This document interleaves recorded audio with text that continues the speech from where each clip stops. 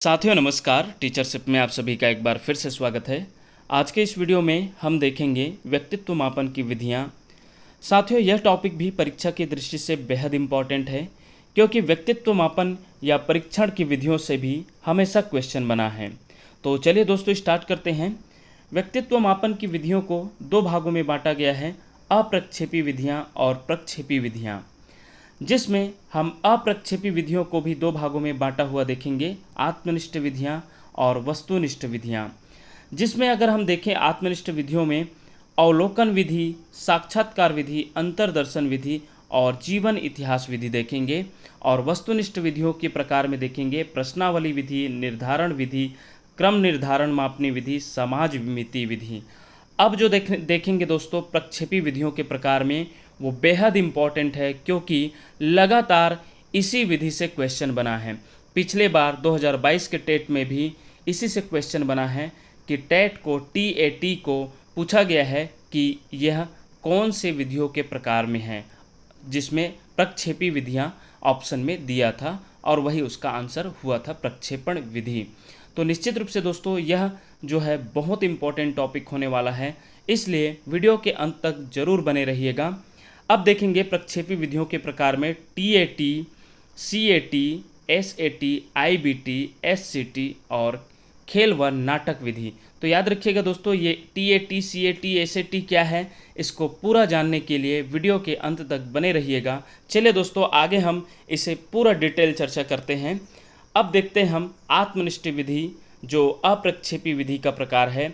आत्मनिष्ठ विधि जिसे subjective method कहते हैं इंग्लिश में, और इसमें जो है एक समय में एक ही व्यक्ति के व्यक्तित्व का मापन जिस विधि से किया जाता है उसे आत्मनिष्ठ विधि कहते हैं। साथियों इसमें जो है इस विधि के द्वारा एक व्यक्ति के व्यक्तित्व का मापन जो है एक ही समय में किया जाता है, तो उसे हम आत्मनिष्ठ विधि सब्जेक्टिव मेथड कहते हैं।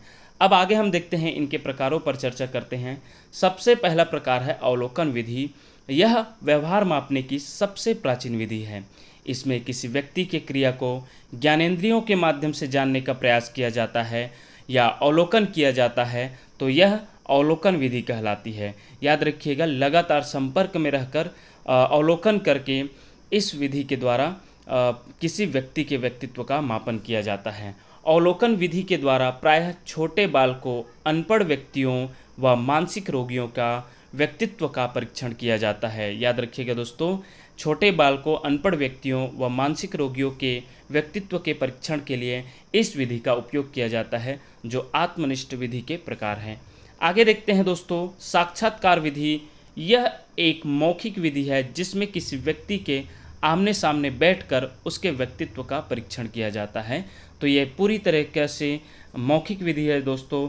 जो भी उनके व्यक्तित्व के मापन जिसका परीक्षण किया जा रहा होता है, उन्हें सामने बैठाकर प्रश्न किया जाता है, वो भी मौखिक प्रश्न किया जाता है, और इस प्रकार के उसके व्यक्तित्व का परीक्षण किया जाता है। आगे देखते हैं जीवन इतिहास विधि। इस विधि का सर्वप्रथम प्रयोग टाइडमैन ने किया था। इस विधि के द्वारा किसी विलक्षण प्रतिभा युक्त व्यक्ति का जीवन भर का विकासात्मक घटना वृत्ति तैयार किया जाता है, तत्पश्चात उसके व्यक्तित्व मापन किया जाता है। याद रखिएगा, विलक्षण प्रतिभा युक्त व्यक्ति का जीवन भर का लेखा जोखा तैयार किया जाता है दोस्तों, उसके बाद उसके व्यक्तित्व का मापन किया जाता है इस जीवन इतिहास विधि से। आगे देखते हैं अंतर्दर्शन विधि, जो आत्मनिष्ठ विधि का प्रकार है। इस विधि का प्रतिपादक है, याद रखिएगा, विलियम वुंड। पूछा जा सकता है आत्मनिष्ठ विधि में अंतर्दर्शन विधि का प्रतिपादक कौन है, तो विलियम वुंड है। याद रखिएगा, यह एक अवैज्ञानिक विधि है। अंतर्दर्शन का अर्थ है अपने अंदर झांक कर देखना या अपनी मन स्थिति को गंभीरतापूर्वक अध्ययन करना। अंतर्दर्शन विधि के माध्यम से कोई व्यक्ति स्वयं की मानसिक क्रियाओं, अनुभवों अथवा व्यवहारों का आत्मनिरीक्षण कर सकता है तथा उनका वर्णन प्रस्तुत कर सकता है।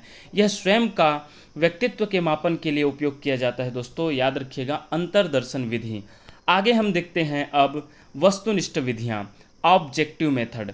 तो इसमें होता क्या है, एक समय में दो या दो से अधिक व्यक्तियों के व्यक्तित्व का मापन जिन विधियों से करते हैं उसे वस्तुनिष्ठ विधि कहते हैं। एक समय में हम 2 या 2 से अधिक व्यक्तियों का इस विधि से मापन करते हैं, व्यक्तित्व का मापन करते हैं। तो इस प्रकार इसको वस्तुनिष्ठ विधियां या ऑब्जेक्टिव मेथड कहते हैं। अब हम उसके प्रकारों पर चर्चा करते हैं दोस्तों। तो पहला प्रकार है प्रश्नावली विधि, जिनका प्रतिपादक है R.S. वुडवर्थ। याद रखिएगा, प्रश्नावली विधि का प्रतिपादक है, पूछा जा सकता है प्रश्नावली विधि का प्रतिपादक कौन है, तो R.S. वुडवर्थ। याद रखिएगा, इस विधि में संबंधित व्यक्तियों को प्रश्न दे दी जाती है जिस पर निर्देश भी दिए जाते हैं। इन प्रश्नों के उत्तर व्यक्ति को हाँ या नहीं में निशान लगाकर या लिख कर देना होता है। इसलिए इस विधि को कागज पेंसिल परीक्षण विधि भी कहते हैं। याद रखिएगा, प्रश्नावली विधि को कागज पेंसिल परीक्षण विधि भी कहते हैं, जिनका प्रतिपादक R.S. वुडवर्थ है। याद रखिएगा दोस्तों। आगे हम देखते हैं निर्धारण मापनी विधि, जो ऑब्जेक्टिव मेथड का दूसरा प्रकार है, जिनका प्रतिपादक है फ्रांसिस गाल्टन। निर्धारण मापनी विधि का जो प्रतिपादक है फ्रांसिस गाल्टन। इसमें मानकीकृत प्रश्न होते हैं जिन्हें एक निश्चित मानदंड पर मापा जाता है। जैसे हमें कभी कभी चोरी कर लेनी चाहिए, इस प्रश्न का उत्तर 3 पहलुओं पर दिया जाता है, जैसे कि सहमत है, असहमत है या तटस्थ है। दोस्तों, एक प्रश्न रख दिया जाता है कि कभी कभी हमें चोरी कर लेनी चाहिए, तो उसमें 3 प्रकार से ऑप्शन में उत्तर देना रहता है, जैसे कि आप इससे सहमत है, असहमत है या तटस्थ है। तो इस प्रकार इनके द्वारा जो दिया गया उत्तर कुछ लोगों का इसमें सहमत का है या असहमत या तटस्थ आएगा, तो उसके आंसर के हिसाब से, उसके उत्तर के हिसाब से इस विधि में उनके व्यक्तित्व का मापन किया जाता है। तो याद रखिएगा दोस्तों, ये निर्धारण मापनी विधि में इस प्रकार व्यक्तित्व का मापन किया जाता है, जिनका प्रतिपादक है फ्रांसिस गाल्टन। इस विधि में व्यक्ति के विशेष गुण अथवा उसकी कार्यकुशलता का निर्धारण किया जाता है। याद रखिएगा। अब हम देखेंगे क्रम निर्धारण मापनी विधि। याद रखिएगा, ऑब्जेक्टिव मेथड का नेक्स्ट प्रकार है क्रम निर्धारण विधि, और इस विधि का प्रतिपादक है लुईस थर्स्टन। याद रखिएगा, क्रम निर्धारण विधि का जो प्रतिपादक है लुईस थर्स्टन है। इस विधि में जिस व्यक्ति का व्यक्तित्व का मापन किया जाता है, उसमें व्यक्ति का गुण अवगुण का सारणी तैयार किया जाता है कि उसमें कौन कौन सा गुण है, कौन कौन सा अवगुण है, एक सारणी तैयार किया जाता है। फिर उसके बाद उसके व्यक्तित्व के परीक्षण का जो भी मापदंड आया रहता है, उसे बताया जाता है कि उसके व्यक्तित्व का मापन इस प्रकार से किया जाता है। अब देखेंगे समाजमिति विधि। इस विधि का प्रतिपादक है J.L. मैरिनो। याद रखिएगा दोस्तों, समाजमिति विधि में जो इनका प्रतिपादक है J.L. मैरिनो, और इस विधि के द्वारा जिस व्यक्ति का व्यक्तित्व का मापन किया जा रहा होता है, उस व्यक्ति के बारे में समाज में उपस्थित लोगों के द्वारा पूछा जाता है कि व्यक्ति बुरा है, सामान्य है या अच्छा है। इस प्रकार व्यक्तित्व का परीक्षण किया जाता है। जैसे समाज में किसी व्यक्ति का उनकी अनुपस्थिति में समाज के अन्य व्यक्तियों के द्वारा उनके बारे में पूछा जाता है कि वो व्यक्ति कैसा है, तो बुरा है, सामान्य है या अच्छा। इन मापदंडों पर समाजमिति विधि के द्वारा एक अन्य व्यक्ति के व्यक्तित्व का परीक्षण किया जाता है दोस्तों, जिनका प्रतिपादक J.L. मैरिनो है। याद रखिएगा। अब हम देखेंगे प्रक्षेपी विधियां, जो बहुत ही इम्पॉर्टेंट विधियां हैं। इससे हमेशा लगातार क्वेश्चन बना है दोस्तों। तो प्रक्षेपी विधियां, जिसे प्रोजेक्टिव मेथड कहते हैं, अचेतन मन को अप्रत्यक्ष रूप से अध्ययन करने के लिए जिस विधियों को उपयोग में लाई जाती है, उसे प्रक्षेपित विधियां कहते हैं, प्रोजेक्टिव मेथड कहते हैं। तो अचेतन मन को अप्रत्यक्ष रूप से अध्ययन करने के लिए जिन विधियों का उपयोग किया जाता है, उसे याद रखिएगा प्रक्षेपी विधियां कहते हैं दोस्तों, प्रोजेक्टिव मेथड कहते हैं।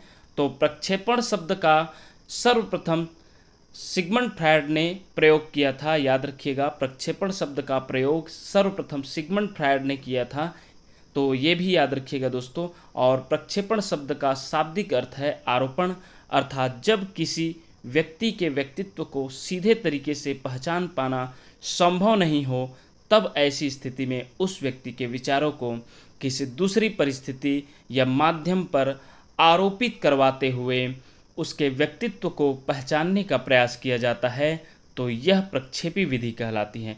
अर्थात इसमें अप्रत्यक्ष रूप से उसके व्यक्तित्व के मापन किया जाता है दोस्तों। तो याद रखिएगा प्रक्षेपी विधि में इस प्रकार का कुछ मापदंड है उनका, जो अलग अलग विधियों में अलग अलग तरीके से व्यक्तित्व का मापन किया जाता है प्रक्षेपी विधि के द्वारा, प्रोजेक्टिव मेथड के द्वारा। आगे हम देखते हैं प्रक्षेपी विधियों के माध्यम से अचेतन मन की बातों को जानने का प्रयास किया जाता है, तो ये भी याद रखिएगा। अब हम देखेंगे प्रकार। तो सबसे पहला प्रकार है, सबसे इम्पॉर्टेंट भी है, प्रासंगिक अंतर्बोध परीक्षण, थेमेटिक अपरसेप्शन टेस्ट, जिसे शॉर्ट में TAT के नाम से भी जाना जाता है।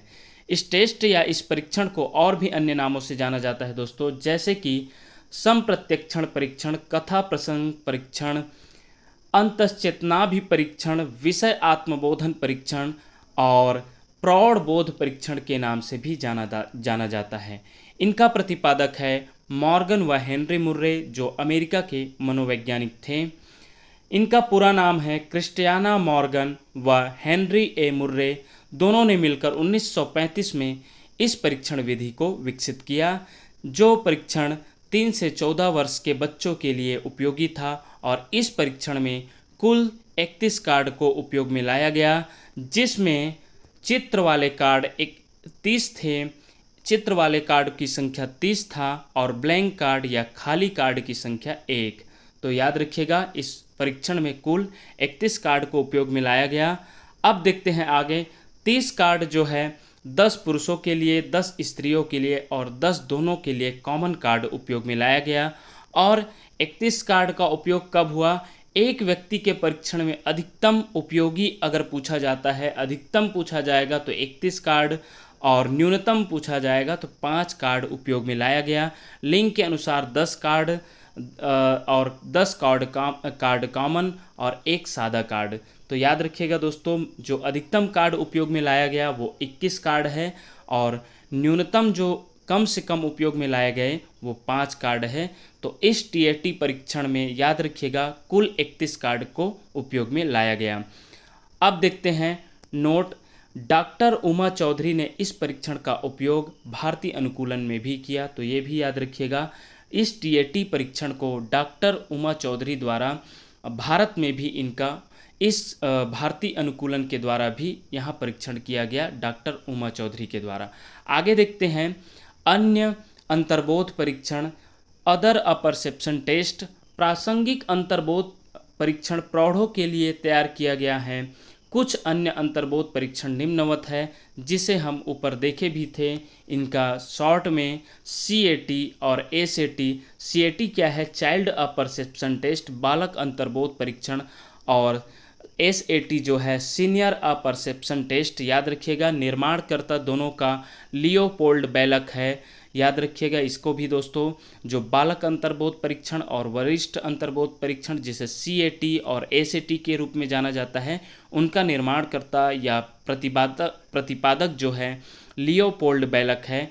इसमें जो होता है CAT में 3 से 10 वर्ष के आयु वर्ग के हेतु और 10 कार्ड का उपयोग किया गया, जबकि SAT जो है सीनियर अपरसेप्शन टेस्ट में 50 वर्ष से अधिक प्रौढ़ों के लिए उपयोग हुआ, अर्थात 50 वर्ष से ऊपर व्यक्तियों के लिए उपयोग हुआ, जिसमें 16 कार्ड का उपयोग में लाया गया। SAT में 16 और CAT में 10 कार्ड पूछा जा सकता है दोस्तों। अब आगे बढ़ते हैं। स्याही धब्बा परीक्षण, ये भी बहुत इंपॉर्टेंट है। इंक ब्लॉट टेस्ट बोलते हैं, शॉर्ट में IBT बोलते हैं। अन्य नाम इन्हें सोरसा मसीलक्ष्म परीक्षण के नाम से भी जाना जाता है, क्योंकि इस परीक्षण का प्रतिपादक जो है सोरसा नामक मनोवैज्ञानिक है, जिनका पूरा नाम हरमन सोरसा है, जो स्विट्जरलैंड के मनोवैज्ञानिक थे, जिन्होंने 1921 में इस परीक्षण का निर्माण किया।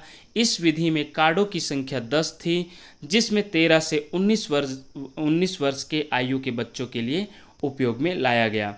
इसमें क्या हुआ? 5 कार्ड जो है काला व सफ़ेद रंग के, 2 कार्ड जो है काला और सफ़ेद के साथ लाल स्याही लाल स्याही के साथ जो है काला और सफ़ेद जो कार्ड रहा वो लाल स्याही के रूप में रहा, लाल स्याही के साथ रहा, और जो 3 कार्ड रहा वो बहुरंगी कार्ड रहा। याद रखिएगा 5, 2, 3 अर्थात 10 कार्ड उपयोग में लाया गया। इसमें जो है आगे देखते हैं, ये हो गया दोस्तों IBT अर्थात जिसे इंक ब्लॉट टेस्ट कहते हैं या रोरसा मसीलक्ष्म परीक्षण कहते हैं या स्याही धब्बा परीक्षण, जिसके बारे में हमें मालूम हुआ। यह जो है इसमें 10 कार्ड उपयोग में लाई जाती है और यह 13 से 19 वर्ष के बच्चों के लिए उपयोगी है।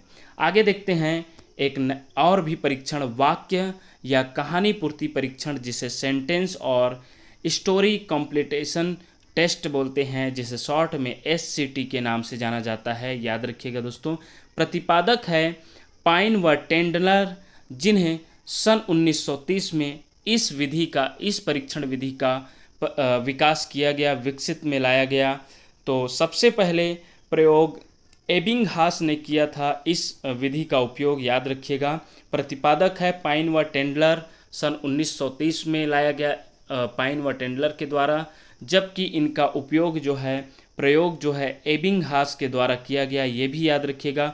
भारत में अगर पूछा जाता है इस परीक्षण विधि का उपयोग कौन किया गया, किसके द्वारा किया गया, तो वो है विश्वनाथ मुखर्जी। ये भी याद रखिएगा दोस्तों, बहुत इम्पॉर्टेंट है।